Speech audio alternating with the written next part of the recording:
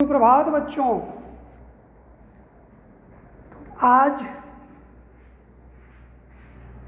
Friday है, शुक्रवार, और हमारी इच्छा है कि शनिवार तक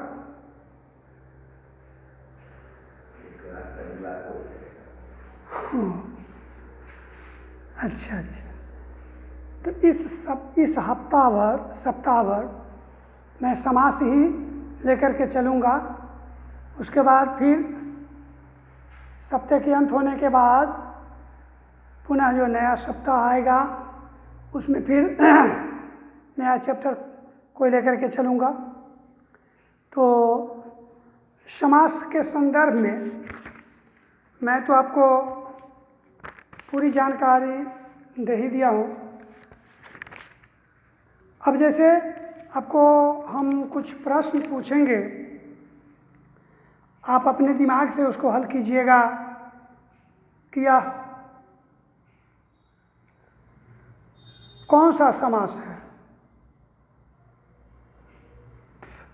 समास पहचानने से पूर्व पहले उसका विग्रह जानना जरूरी है। तो एक सामासिक शब्द मैं दूंगा और उसका विग्रह क्या हो सकता है। तो जैसे काली मिर्च, उसका एक सामासिक शब्द है काली मिर्च।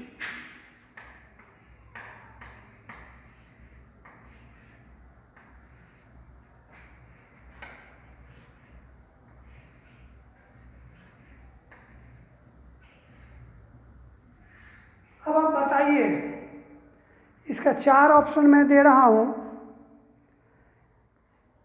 काली मिर्ची, काली और मिर्ची, पहला ऑप्शन है।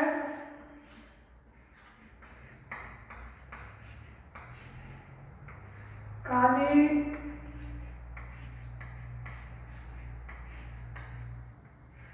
काली मिर्ची पहला ऑप्शन है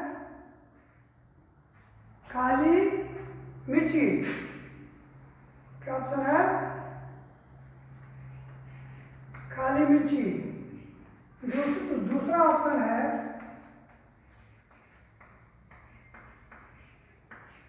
काली और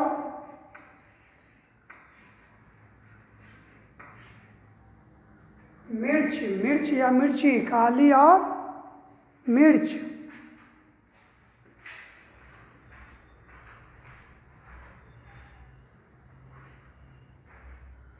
तीसरा ऑप्शन है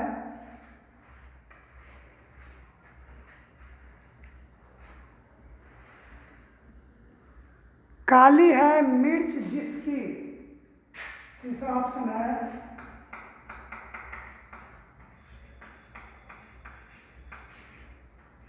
काली है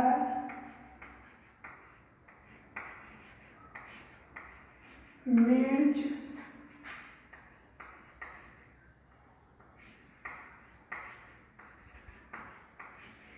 जिसकी। और चौथा ऑप्शन है काली है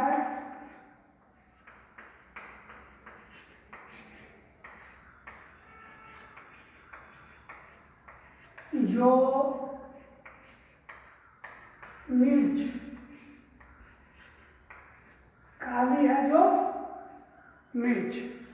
तो ये 4 ऑप्शन में ये काली मिर्ची का आप विग्रह किस आधार पर कीजिएगा। पहला आपके नज़र में सही है, दूसरा सही है, तीसरा सही है, या फिर चौथा सही है।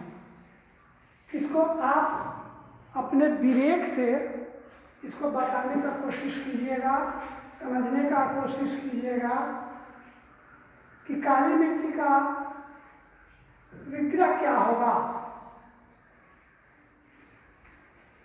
काली मिर्च, काली मिर्ची, काली और मिर्च, काली है मिर्च जिसकी, काली है जो मिर्च। ये 4 ऑप्शन है। ये 4 ऑप्शन में आप बताइए कि आपका कौन सा ऑप्शन उपयुक्त होगा काली मिर्च में। काली मिर्च जानते होइएगा आप लोग, जो मसाला के रूप में इस्तेमाल होता है, गोल गोल होता है, काला काला होता है, प्रॉपर्टी उसका तीखा होता है।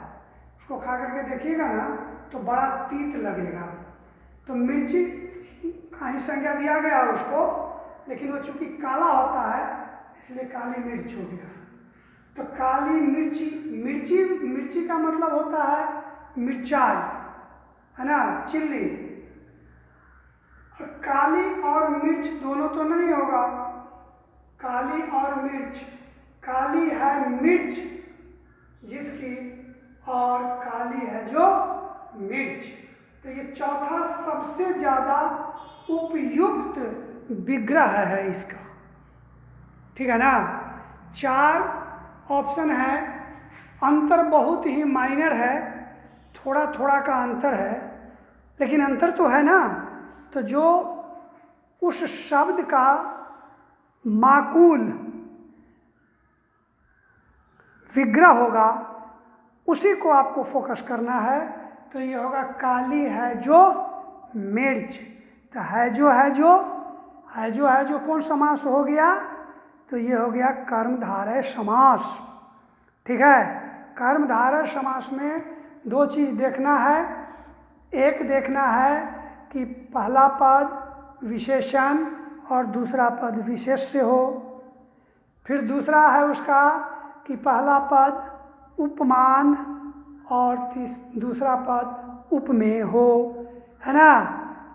तो उपमेय हो गया मिर्च, जिसकी तुलना की जाए, मिर्च की तुलना किससे की जा रही है? काली से। तो काली हो गया उपमान। इस हैसियत से भी यह सटीक बैठता है कि यह जो है सो कर्मधारय समास है। तो काली मिर्च कर्मधारय समास हो जाएगा। गृहागत, गृहागत दूसरा एक है शब्द गृहागत। गृह माने घर, आगत माने आना, गृहागत।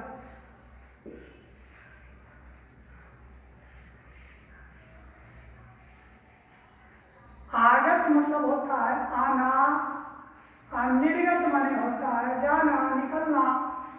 इसका विपरीतार्थक भी हो जाएगा। तो एक शब्द है यहाँ गृहागत। देखिए, अभी तक तो मैंने आपको किताब की बात ही पढ़ाया या कुछ अपना ट्रिक बतलाया, लेकिन मेन पढ़ाई आपकी यही है। इसमें कैसे विग्रह किया जाता है, कैसे समास को ढूंढा जाता है, ये जानकारी आपको इसी से मिलेगी। तो गृहागत,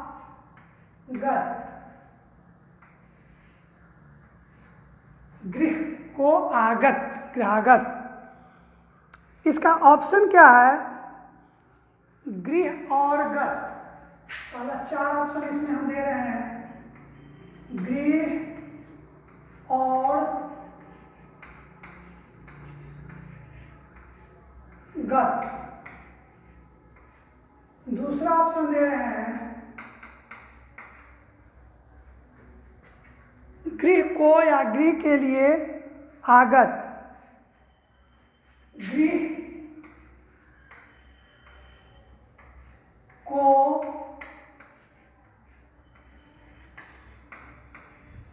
आगत, गृह को आगत। तीसरा ऑप्शन हम आपको दे रहे हैं गृह में आगत।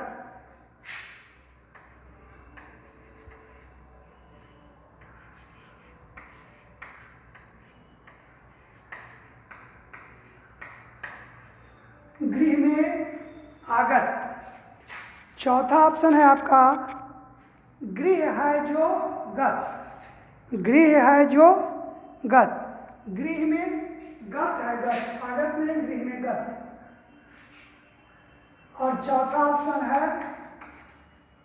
ऑप्शन आपका है गृह है जो गत। गृह है जो गत। तो देखिए यहाँ ये 4 ऑप्शन है, समासिक शब्द है गृहागत, है ना।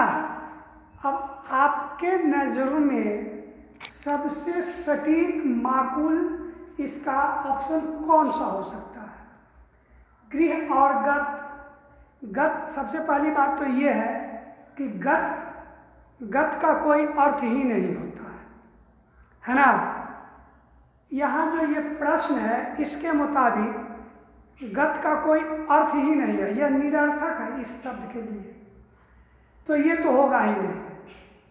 गृह को आगत, गृह में गत, तो गत जहाँ है वो एक भी ऑप्शन नहीं होगा। गृह को आगत यानी गृह को आने वाला, गृह में आने वाला, गृह को आगत। गृह को आगत, ये कौन समास हुआ? आपको बताए थे कि यह तत्पुरुष समास इसलिए होगा, कारक की विभक्ति बीच में लगी हुई है।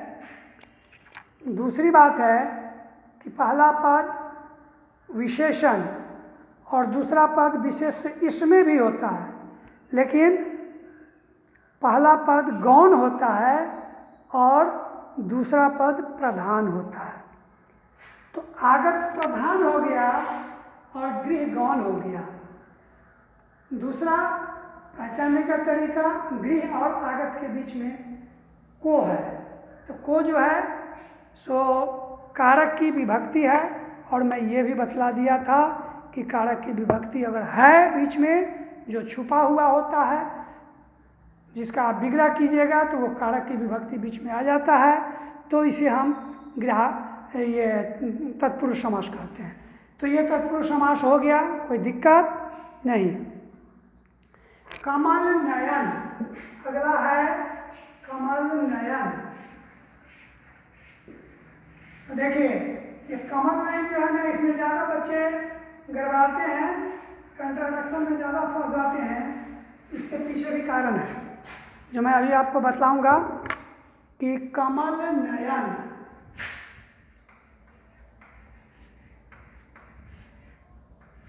कमल नयन एक साथ होगा। कमल नयन, कमल अलग और नयन अलग नहीं होगा, दोनों शब्द मिल करके एक हो गया है कमल नयन। तो इसका ऑप्शन है कमल के नयन। पहला ऑप्शन है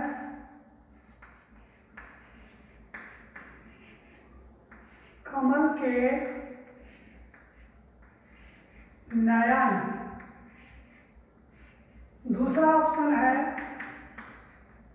दूसरा ऑप्शन इसका है कमल और नयन।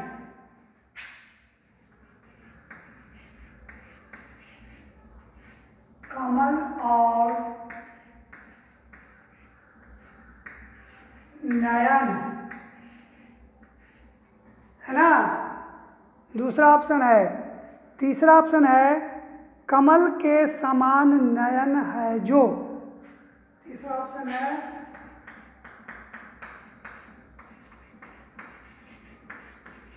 कमल के समान नयन है जो। ये तीसरा ऑप्शन हो गया। चौथा ऑप्शन है कमल में नयन। कमल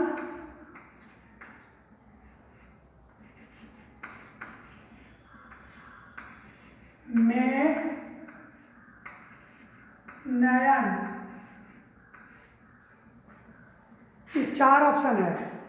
देखिए कमल नयन दो दो समास हो सकता है, समझे कि नहीं, उसके विग्रह पर निर्भर करता है कि जिस तरह से विग्रह कीजिएगा उस तरह से उसका समास बनेगा।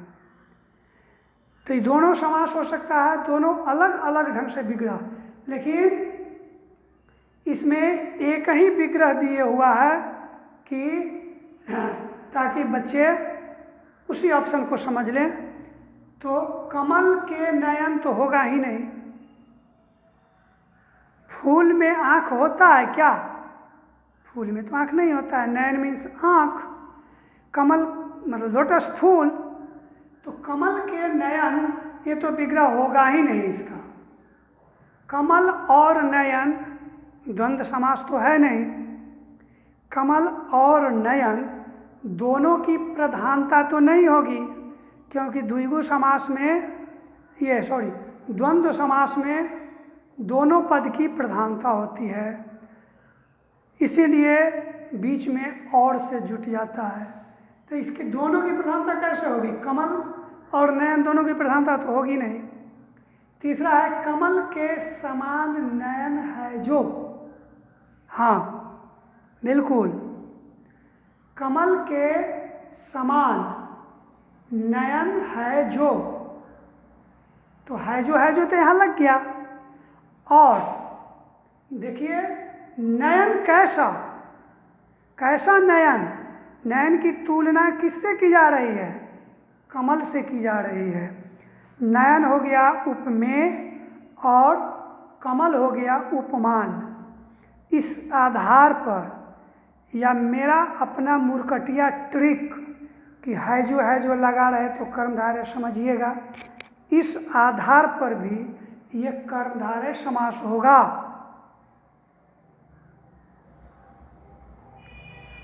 और ये बहुव्रीहि आएगा कब? कमल के समान नयन है जिसका, किसका कमल के समान नयन है?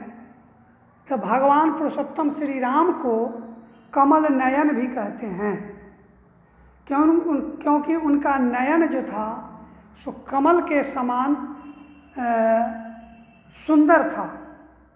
तो कवि ने या पूर्व से ही भगवान श्री राम के नाम, एक नाम कमल नयन से भी जाना जाता है, लेकिन उसमें विग्रह होता कमल के समान नयन है जिसका, किसका?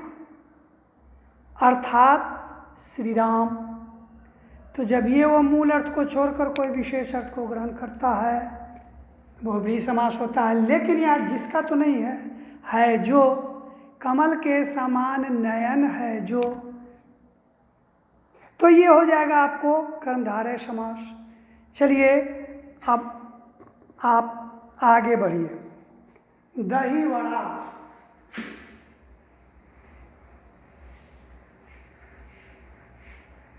दही वड़ा,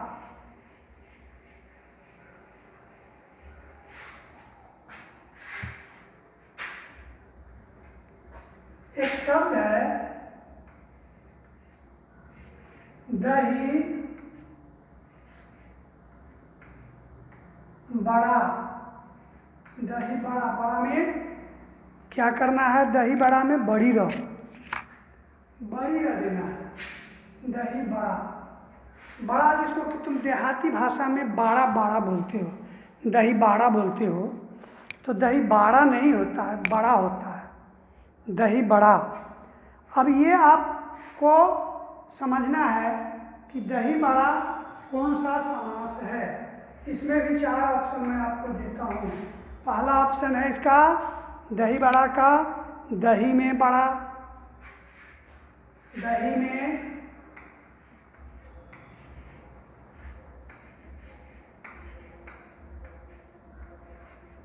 बड़ा। दही में बड़ा कौन होगा? दही में तो दही है, उसमें तो बड़ा छोटा का तुलना नहीं किया जा सकता है। दही में कौन बड़ा होगा, इसलिए ये ऑप्शन निरर्थक है, इसका नहीं होगा ये। दही का बड़ा तो हो जाएगा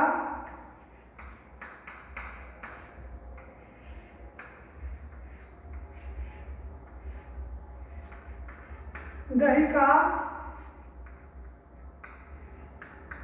बड़ा। तीसरा हो जाएगा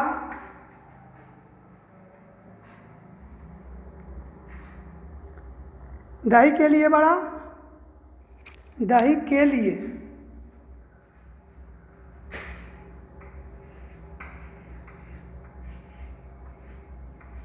दही के लिए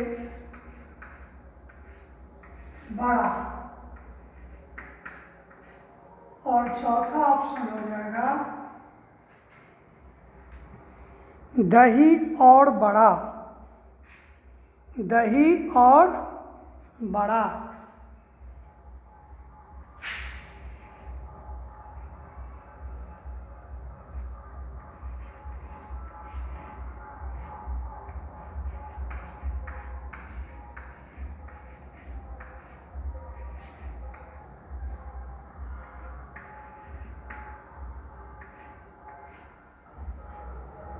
देखिए 4 ऑप्शन है। एक ट्रिक है मेरा, जहाँ सूचक शब्द जुड़ा रहे, जैसे दाल भात, दाल और भात आप ऐसे नहीं लिख सकते हैं, दाल और भात के बीच में डैश दीजिएगा। चूड़ा दही,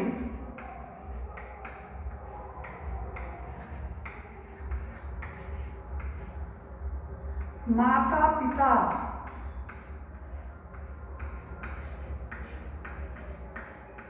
तो ये डैश जो है, ये सूचक,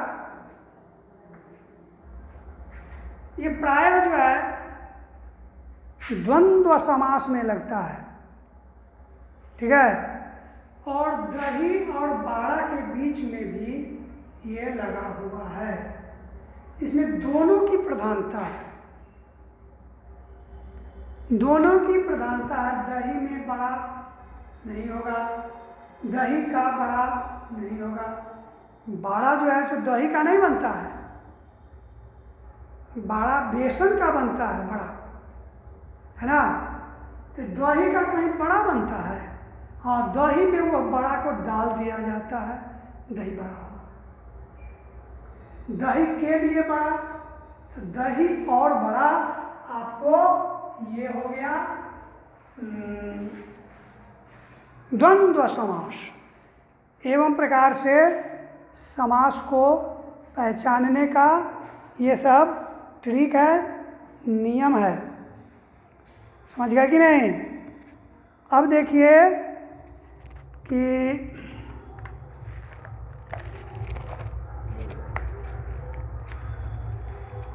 पुनः कल भी मैं इसी तरह आपको कुछ शब्द लिख करके और उसका विग्रह करके और समास को पहचानने का तरीका बताऊंगा। मैं मानता हूँ कि मैंने आपको समास पढ़ाया, लेकिन अभी भी समास पर आपका अपना निजी पकड़ नहीं होगा, इसीलिए समास को पकड़ने का तरीका जानना जरूरी है। और इसी तरह की पढ़ाई कल भी आपके साथ की जाएगी। तो आज की पढ़ाई यहीं समाप्त की जा रही है। धन्यवाद।